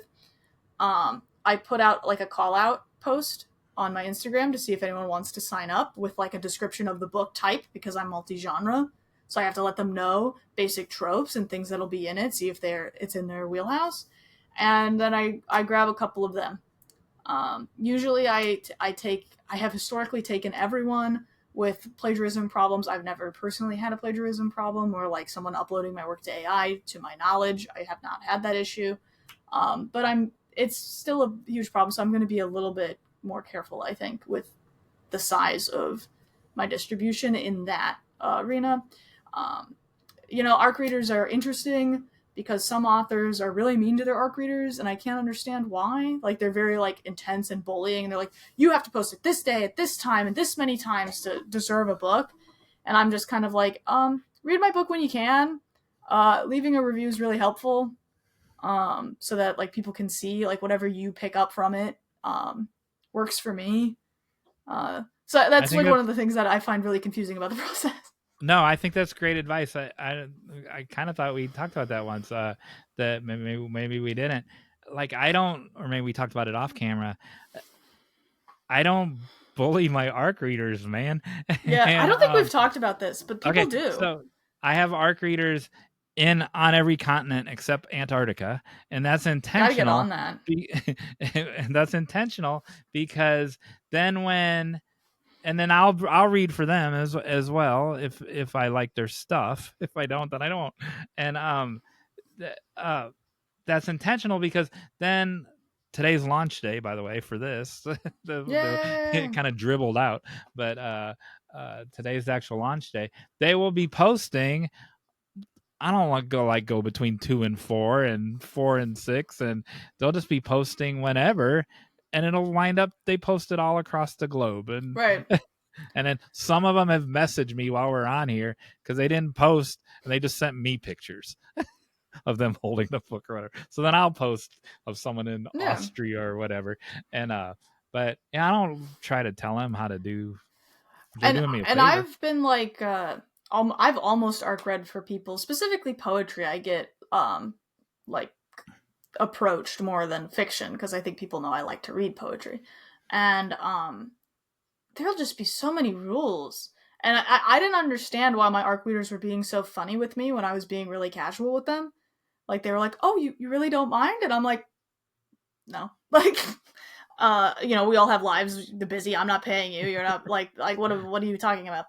And then it's like, I've got one, and I was like, yeah, I'll ARC read for your poetry book. It's, I got time. And then it was an insane commitment. And I was like, why are we doing this? It doesn't need to be like this. Yes. Here's the 14 steps I want you to do, and they have to be on a specific time. And like, I'm not doing all I'm sitting here like, I'm launching a book. I have other things to worry about. You post your review when you feel like it.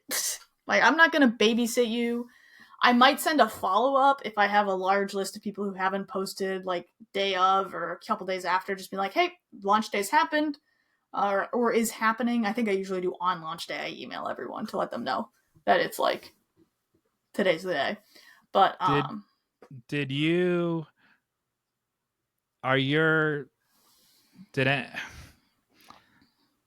2 questions. Here's the 2 questions unrelated to each other. So, did some of those original ARC readers become, I don't know, move their way up to your core 4? Like, they became more valuable to you than others, without naming them, obviously. And then 2, how did you find your editor, and do you use the same editor for different genres? All right. So this is very interesting. So no, I used an editor, someone that I knew just like from town who was a editor. It was a little bit expensive to do. So I was kind of like, I'm broke. I can't really afford to do that style of editing. Girlfriend writes poetry. My fiancé read over it. He's also a writer. And it's poetry, so it's a little less particular in terms of like whatever. And then Decay, I hired an editor again, a different one from Let It Breathe. And then she gave me like a very useful key and really helpful advice that made it so that I felt like I didn't need as much editing as I had previously. And then with that advice, my following books, I have my boyfriend, or not my boyfriend, my fiance edit it. He was my boyfriend at some point in this collection. But and so that's been good. And with her advice, and like, because basically it's like a checklist almost of like how an editor would do it. So like my self-editing really like leveled up, and at that point now I have and then I read over his books when he finishes his books. So that's kind of the trade. No matter what the genre, he loves me a lot. You're his genre. Yeah. Hey, His genre is S. Matisko. he's an academic, so he writes like at grade level 15, and I'm sitting here dyslexic as all heck, like it's like, So So what I was gonna say was, if he wasn't your fiance and you wrote in a genre outside of, like, he just certainly, not everyone can go get a fiance to be their editor, right? Like, I had a real editor as my co-writer for Write Anyway. That was wonderful. And but that didn't happen for the novel. And so uh when you have a built-in one like that, it's great. But if you wrote something like a horror, Stephen King's editor for horror wouldn't be Janet Ivanovich's editor for Stephanie Plum wacky woman bounty hunter story. Right. And so what if you wrote outside of something that he, not that he would be good at, but that he like wouldn't care as much about? He'll always care because he knows it's important to me. So I'm not super worried about that. In general, I'm worried because it's like he has his own projects and it can take time to like look over my stuff.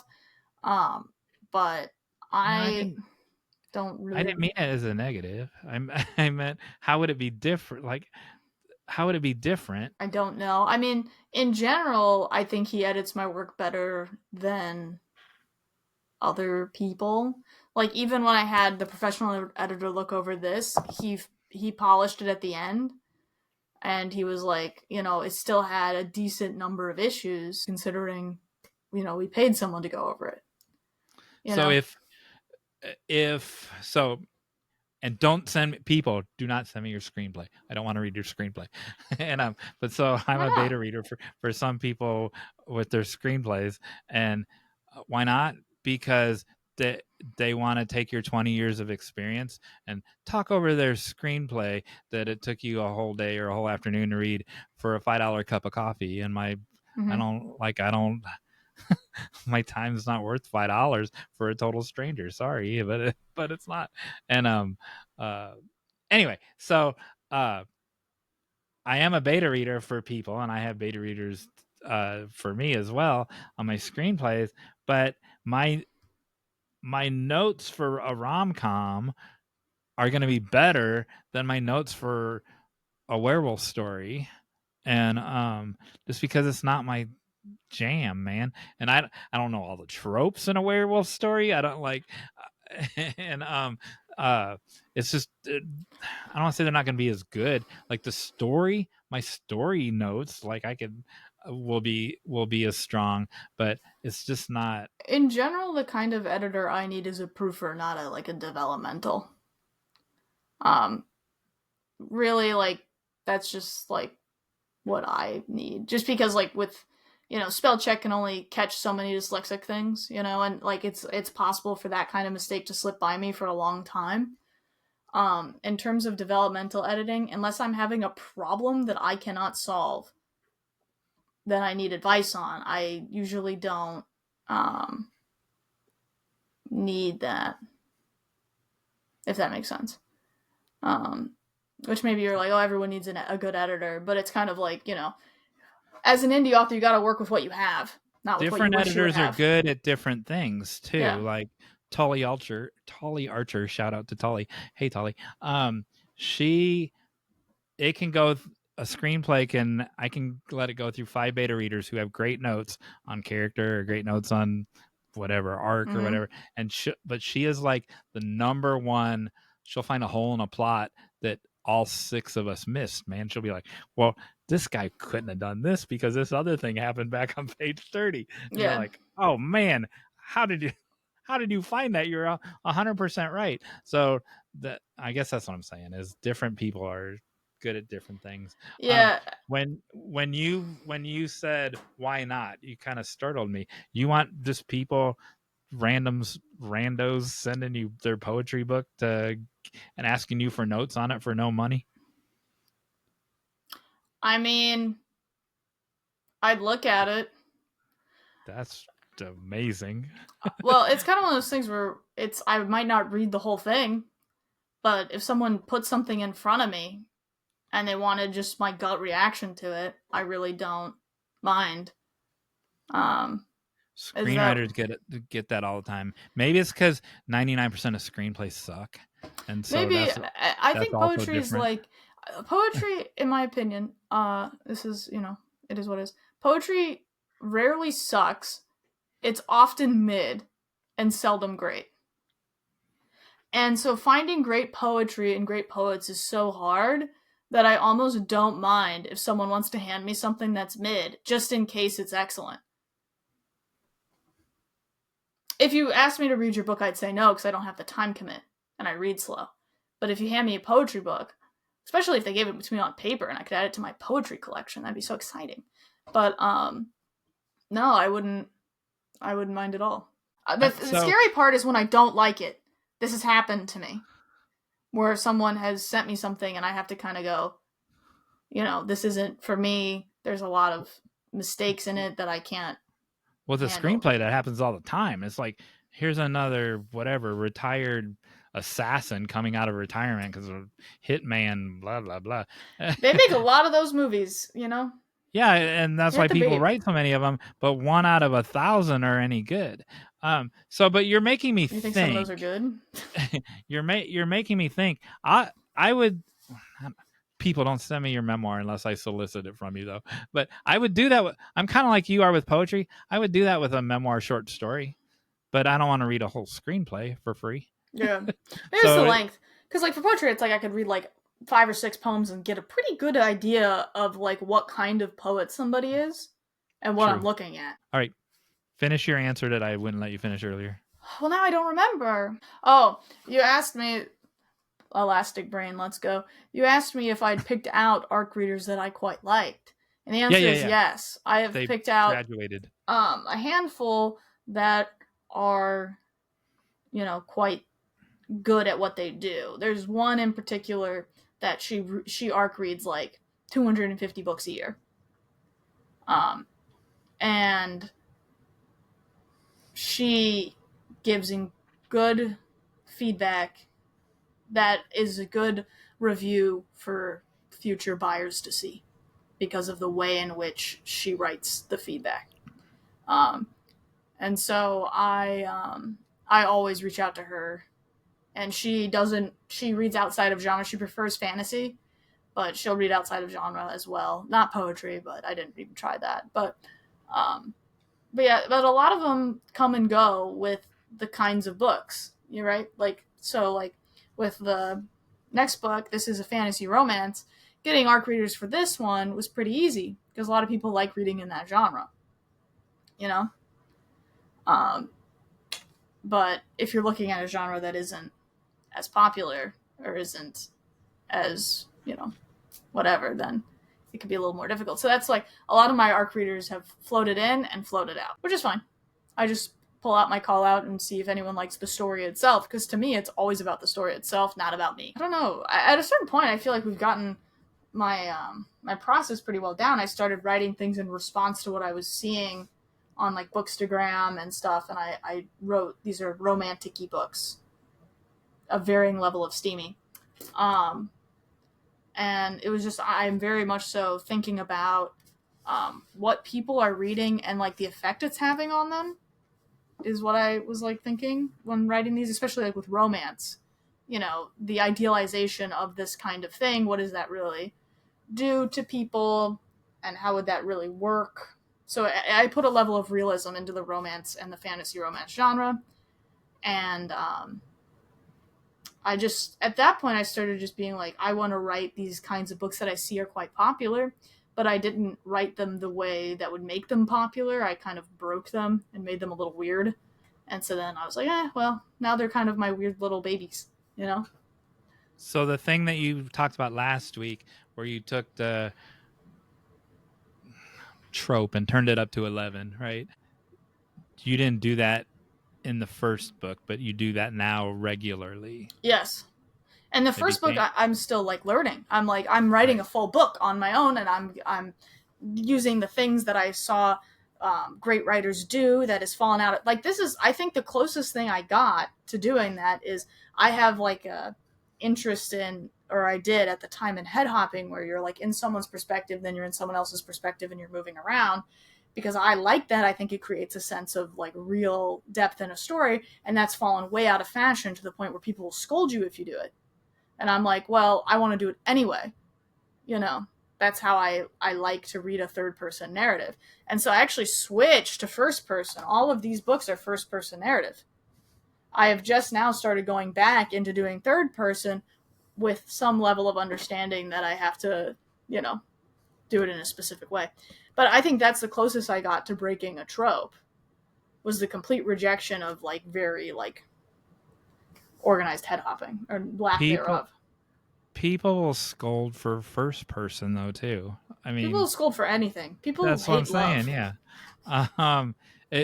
So there's also a difference between first person and a narrator, first person, like whoever's telling Scrooge, right, is telling a ghost story at a Christmas party, and or who's ever telling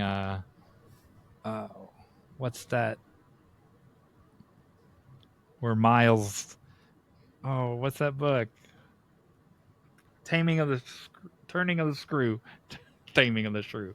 You know what I'm talking about? Turning of the Screw. But no one knows who's like that one starts like how at the beginning of Scrooge, you're at a Christmas party and they're like, let me tell you this ghost story. That one starts with a guy at a party going, let me tell you a story someone else told me. So it's not even his, and no one knows who that person is. So I actually tried to do that in this book a little bit. So who the first person matters. Are yours first person? It's the protagonist telling the story, Yeah. or is it this narrator who's also speaking? The protag tells the story in all my books. And so it went historical fiction, poetry, dark fantasy, decay, dark fantasy, romantasy. Not really romantasy, more dystopian survival romantic. Okay. So the fantasy element here is removed. There's not like monsters or magical fairies or anything like that. Oh, okay. You're on a prison island in like the kind of dystopian future where there aren't resources and people are sick and dying a lot. So it's romance-stopian. Yeah, romance-dystopian, yeah. Okay. And then the last Some people don't think, because my endings are a little bittersweet, and romance books are supposed to always have a happy ending, which I reject. But like freaking every like A Walk to Remember, like come on, like romance books can have sad endings. Come on. And then the last one was regular I don't say regular because it's you, but it was romantasy. Oh yeah, well it goes for romantasy, and then this is dystopian. Oh, so this one came out in September. Was the last one. Okay. Yeah. And then the one you're working on? I'm working on too many. The next one you'll finish? I don't know. That's the issue. Are they in your refrigerator? Is it that big? That's where I keep them. No, there are a couple options. It's either going to be like a rom-com that's inspired by like K-dramas. I was working on that one yesterday, and I was like, I could maybe finish this. It's going to be shorter, but it's I can read that one. Yeah, there's some kissing in it. Not like they kiss and they like say they love each other and stuff. I don't know. And then the other one is I'm doing like a science fiction fantasy that's huge already. I know you won't care, but it's like already 120,000 words, and it's not. It's like it's done, but it's not filled in. I guess that's close to an outline, but it's like I've written it and I have to like rewrite it and like go through it in my weird way. So it's probably going to be one of those. Not sure which. Can I give you some unsolicited advice? I think you should, whichever one, not the one you like the best. That's important. But I think you should do the one you can finish first for the momentum, because it will emotionally recharge your batteries, because you'll have one out in 2025. Right. And then that might be the rom-com. Like looking at it, I'm like, this might be a 2-monther, like in terms of getting it to where it needs to be. And then that'll make the second one go faster because you'll have the momentum of that one. The problem is with the sci-fi fantasy, there's so much world build, I don't want to lose the potency. Do any of them have maps in them? No.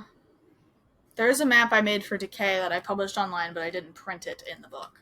But Mary Stella, one of our viewers, also a novelist, says I disappointed her. Well, she didn't say this, but she said all novels should have maps. And I was going to put one in this, and I forgot, and so I disappointed her. But I told her the next one will have one, and I'm going to name a river, a creek after her.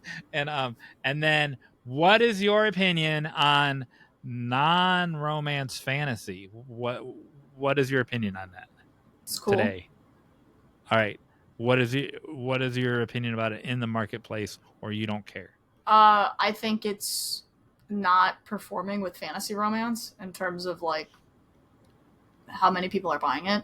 Like, name a fantasy book without a romance subplot. True. Like Lord of the Rings has romance subplots. Like, it's just kind of it tends. Well, I think the reason this happens, okay, but we're getting big here. The reason this happens is if you're doing a big world build, how people mate is like important. Right? How people pick partners, what their romantic life is like, is important to making the world feel full if you're starting from nothing. And I think that's why it often happens. And then, you know, I don't mind. I like a good love story. I love love. You know, there's no love in this one. But in general, most of my stories have like, you know, like my first book has like cutesy sweethearts. They get married, like very, you know, I just like that. And I think other people do too. I think it makes people excited that people found their person, and it adds something else just to the richness.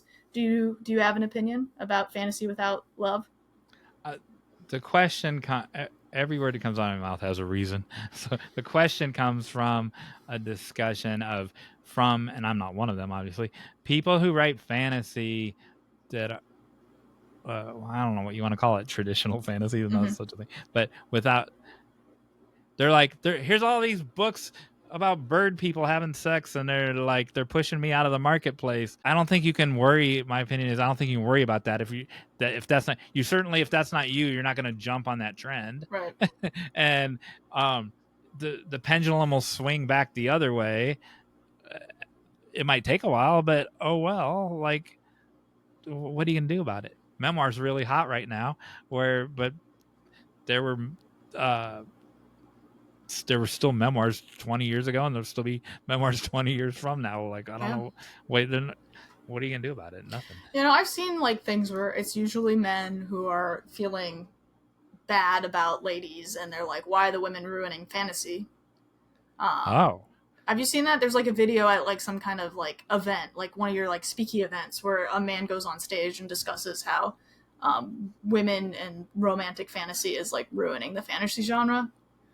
No, I thought that's what you were asking. No, so the what I've seen, which I'm not taking away from your truth, as I can totally understand that, is, and it's not even like you think I'm such a Puritan or whatever, but it's not even like pure versus sexy. It's just like I've always it's women, because most of my friends and most even my acquaintances are women, so I know more female writers than I know male writers, but they're like, I don't write that. And I'm not talking that they're writing Christian fantasy either. I'm just talking about they're writing just regular crazy world building fantasy. You know, you're right, Lord of the Rings does have romance, but they're just nerdy people who tell nerdy stories that don't have all the bird people making love. Yeah. I feel like it's difficult to find a story that really doesn't have romance touched. That's fantasy. I can't think of one. So, final question: when this next book is done, which one it is, what decisions do you make? Oh, I'm going to launch it on a Tuesday versus a Friday. I'm going to do I'm going to release my Instagram reels at 9:30 on Tuesday. What are some of those considerations you have? There are things I know and things I do. Are you asking me what I do or what I know? Both. Like, I know I should do this, but I do this other thing. Or I know I should do this and I also do that. I try to post like with about a month in advance to let people know the book's coming out. I know the date. I almost always set it for a Tuesday. I think this is outdated, but now I'm used to it. It's Tuesdays when the cycle resets. I also like to publish on the first of the month, though, if I can. So those are like kind of the things, because I'm just like, it's a new month, new year, new me. Here it is. Here I am. So I also have like a weird tendency to maybe want to do that. So some Not of these the first Tuesday, but the actual first of the month. And so some of these books were published on the first of the month because I wanted new month, new me, and others were posted on a Tuesday. Those are my two options. And I've also heard that books perform best if they're published in September or February. Having posted books and published books in September and February, I don't think that's true. I think that's garbo. So I will not be doing that. I will publish it whenever it's ready. I try to make reels. I try to show people, like when the author copies are coming in that I'm checking over, I show people that. I, do my ARC readers. I try to do them well. Whether or not I am, who knows. But for the most part, I have a new idea because I've been doing these like events where I put a book discounted, of maybe having my new book that's coming out, available for pre-order at the same time a similar book is free or discounted, to see if I get any pre-orders. That's something I have been thinking about because I've seen other people do that successfully. So yeah, no, I since I'm a bad or not the best marketer on the planet, and I don't think of my books as products as much as like experiences, I mostly just try to make myself happy with it, and then I release it into the wilderness and hope for the best. That's kind of what I was saying. So when we had on Dr. Cindy, when Emily and I released Right Anyway, we did everything right, like whatever right is. Mm-hmm. But we announced it ahead of time. We had a cover reveal and all that. And then when I did this one, just life happened, and like it just kind of dribbled out, and that won't happen again, right? Yeah. But I didn't think it was going to happen with this one either. I don't know. I guess that's all. It's a learning experience. You have to do your best and have a launch that you like. That's what matters. The February thing that didn't surprise me, but September does, because I know so many traditionally published authors that release in November, like before Black Friday, for sure. And but I was surprised by the September. I don't know. That's what I heard. So I personally don't think February is a good month either. If I had to pick, I think May's the best month, because all the teachers who like to read are on vacay. And I think that's a bigger market than we think in terms of like reading population. And so like I've noticed in my own, maybe this is a me thing, I've noticed in my personal sales, my May numbers are high. And so I might start releasing in May if I'm going to be strategic like that. But I think February is not a good month in general, because it's like there's a lot going on in February. Like if you're not releasing romance or like what else, like it's the BIPOC, like those are the two books people are looking for in that month, and if that's not your book, it's probably not a good idea to compete at the same time. That would be my advice. And right now I think everyone's writing a romance. Right. So that's maybe where the advice comes from. But yeah, I like love. What's wrong with romance? Nothing. All right. Anyway, so that's my writing process. Here's my collection. So it can't be the worst writing process ever. It's correct. Generated product. So hopefully it'll generate more soon, and that'll be exciting. What do you think? So you mentioned, first of all, what do you call, I keep calling them book funnel, and you're like, that's a specific, it's not book funnel, it's this other that's thing. That's a website. Right. I'm using that initiative or that endeavor. I'm using that as a Kleenex for a tissue, right? I'm using that brand as for what it is. What do you call that? The thing you just did, what's the generic term for that? Offering it in this co-op of other like-minded things. They're downloading it off Amazon. But what do you call that effort where you joined other indie writers in that thing and offered it for 99 cents or for free? They call it a stuff your Kindle event that you participate. So it's an event. I'm in an event. Correct. And I mean, I understood that. I just wonder what it's called. Like, the general term is marketing, or what's the specific, like a lead magnet, right? On your website, everyone knows what a lead magnet is, but I don't actually, but that's okay. Okay, a lead magnet is you go to a website and ask for your email so you can get a free chapter of something, and it grabs your email. So that's a lead magnet. And but everyone's lead magnets are different, but that's the generic term is lead magnet. So I wonder what the term for that co-op bunch of indie authors join this initiative thing is called. Yeah. For being in it, we just call them events that we participate in. Okay, and then that particular website that you participated in, I think I kind of know this answer, but fill in my blanks. Why did that make so you offered it for 99 cents, the book, the one you just held up, Let It Breathe? Okay. I don't know what I'm talking about. Yeah. So why did that make you? Because they went to Amazon. I'm answering my own question. Yeah.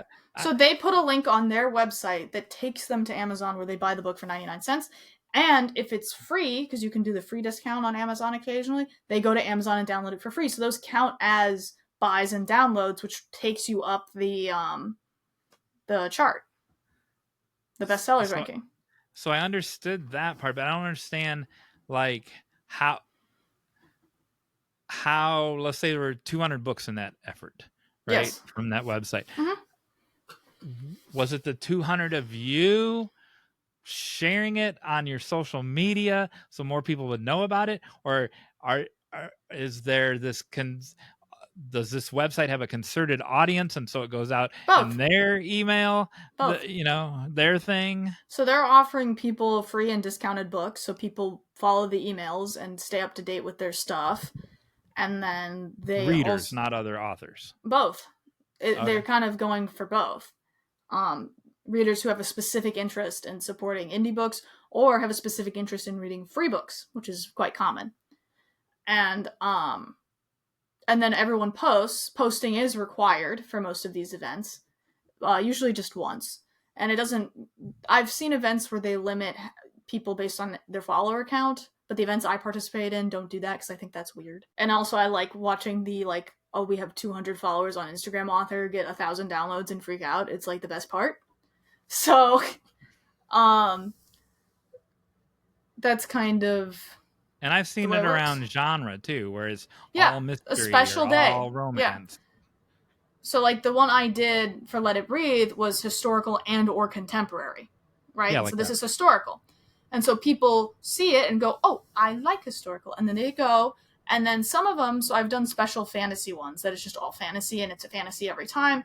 But with the website I've been working with recently, they do different events for different genres. And then there's further filters. So if you're like, I like history, but I only like World War I, you can click the World War I button and then my book pops up. So it's a pretty good search engine. So that thank you. So that was a good explanation. Because I saw that it worked, but I didn't know why it worked. And so you just explained why it worked. Yeah, and I prefer that over BookFunnel and other ways of distributing just because I, one, feel like they're complicated for no reason, and two, I've seen people who find ARC readers through BookFunnel, I've seen a lot of really intense negativity that's appeared on like NetGalley and those kinds of places, and so I'm just kind of I'll just do it in the places that are positive and chill. Yeah, and I wasn't specific. I was using BookFunnel as Kleenex to describe tissue. Yeah. I was using it as this generic term for this thing, and that's not what it was at all. Mm-hmm. All right, call to action. My call to action here is strange. I want everyone to have a cozy day. I want you to get a blankie. I want you to sit on a comfy couch or your comfy bed or wherever the comfiest spot you have access to. and do something nice for yourself, maybe with someone else. So like maybe we watch a movie or we play a game with someone you care about. If you're, living alone, you can do it just for yourself. That's okay. But I want everyone to do a cozy day, because I have my best thoughts and my best work when I'm cozy. And we need to uplift the coziness in our daily life. I have my best thoughts in the shower and when I'm driving. Well, this wasn't your call to action, was it? So it's not about showering or driving. It's about being cozy in blankets. Can I take my blanket into the shower? You can, but that's a choice. All right. Awesome. How do they get the result of what they did to your call to action to us? Like, comment down below. Yes. Ring the bell icon. Yes. So we can all hang out. And I always forget what the last thing is. Call to actions are on the website, on the YouTube, on the Facebook, and on the Instagram. Let's go. There you go. Be cozy. Them's the rules. Be cozy. Hashtag be cozy. Hashtag be cozy. That's the call to action today. It's actually a call to inaction. Of course it is. Of course you're going to take the trope and destroy it to 11. Hey, Jon Meyers. Yes? I have a question for you. Bees. No, close. The both words start with the letter B today. Uh-huh. So the question is, this is a word question that also involves food law. What is the difference when a product says it's better versus when a product says it's the best?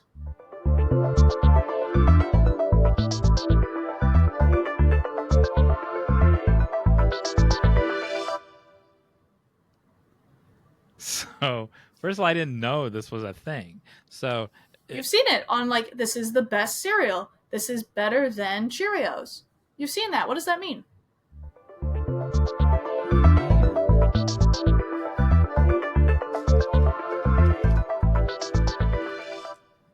I'm not challenging you. I'm trying to think of when I've seen it. Those are healthy. Peanut butter and jelly M&Ms. So using that for an example, would those be... You're not talking about what the consumer says. You would see it on marketing. So I'm talking about on a commercial, they'll say, this is better than... Okay, so my answer is going to be, if it's the best, outsiders have had to determine it's best. Like some official board of bestness has to determine that. If it's better, it's just Quaker Oats saying our oatmeal's better than Dollar General's oatmeal or whatever. And really, they're all made in the same factory and they just have a different label on them. Okay. All right, that's my answer. All right. No. Is the way we're going to go about this. So it is actually not very intuitive, which is something that the reason I remember it when I learned about it in Food Law and Reg is I was like, why would that be? So best means absolutely nothing. You cannot sue someone for claiming that it's the best of anything. You have no backing. You can just say it's the best.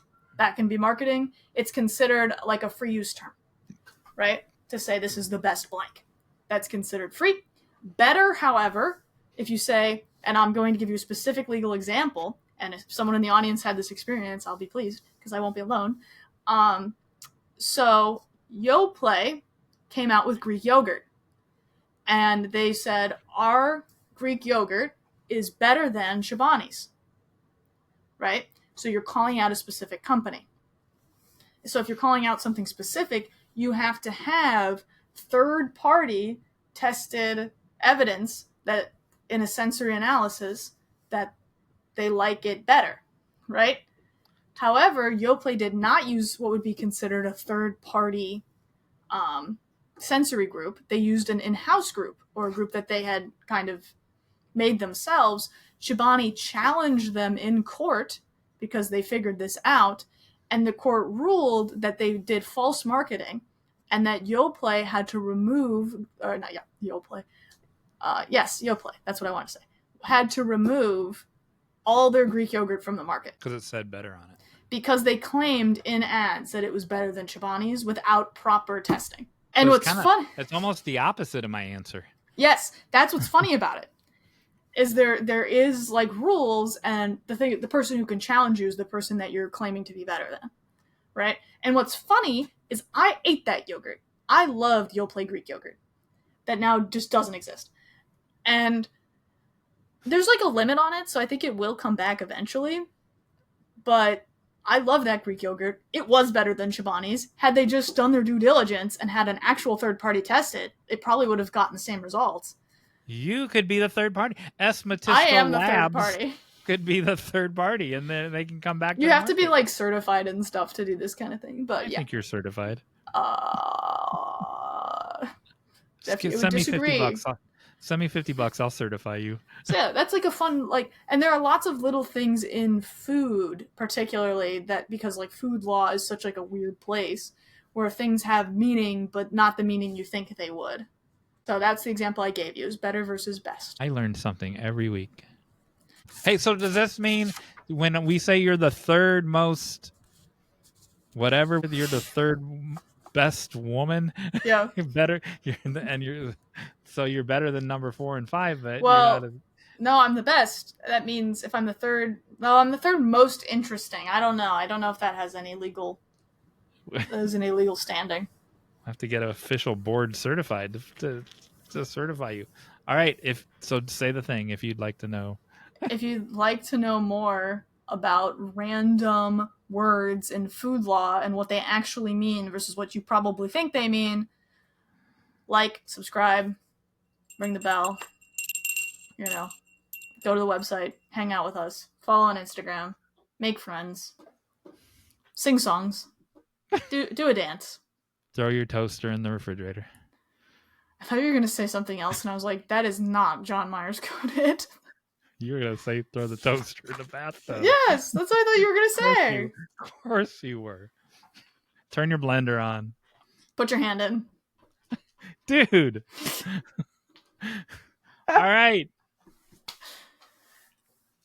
You haven't killed her yet. I should have never brought you back, man. She's shaking. All right, good. So we pulling out a letter? I'm going to go with D for decay, a tale of destruction. P as in Paul. Dyslexic Sam, that's the same letter, but that's cool. P as in Paul. Okay, you're started. Penelope. Peter. Paulina. Poe. Philip. Penny. Potts. What? Potts. I don't know what you're saying. Potts. Oh. Pop. P-O-P. Papa.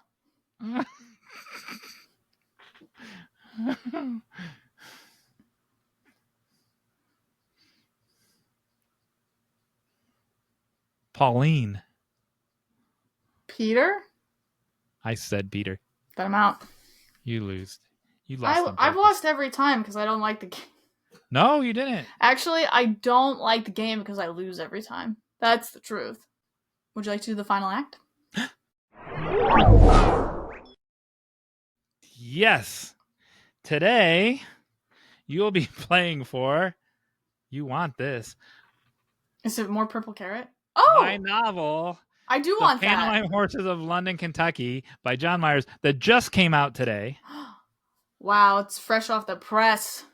Hot off the presses. I could actually mail you one of these. It is... How many chapters are in this thing? 17 chapters. How about that in such a small book? Mm-hmm. I think we did this last week, but I'm going to do it again. You held up all yours. I loved that mine fits so nicely in between Jonathan Livingston Seagull and my favorite novel of all time, The Trout Fishing in America. And today's game, we learned that you were improv. For a minute and a half, yeah. For a minute and a half.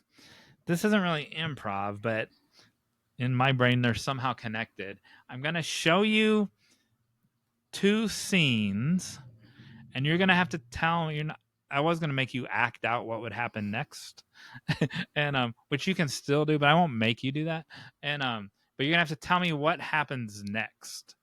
And so if I do this in class sometimes, I'll show a scene and they have to write the next chapter, and so kind of the same thing. And I don't. You can name it here. You can think of a name while I'm pulling up the share screen thing. A name for the game. I didn't name it. It's just what happens next. Oh, I don't think I need to name. It's the game. S. Matisko plays What Happens Next.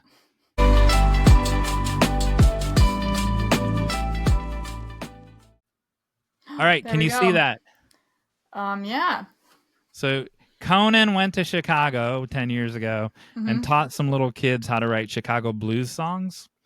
And one of them is about edamame. We've talked about edamame before. I want edamame now. And so I'm going to show you this little girl, Olivia. I'm going to stop it, and you're going to have to tell me what happens next. Ready? Mm-hmm.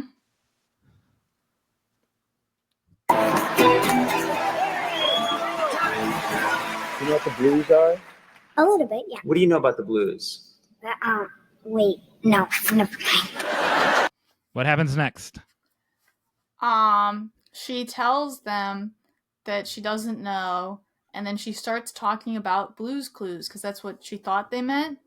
And so she'll start talking about solving crimes, and then they'll be like, oh, we're not gonna do any crimes.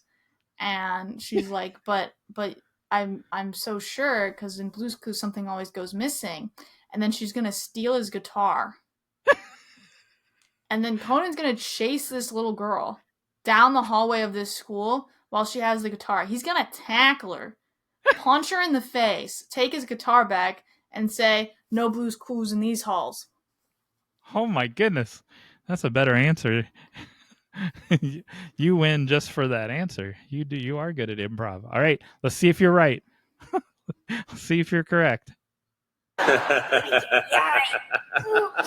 my god, that's my move!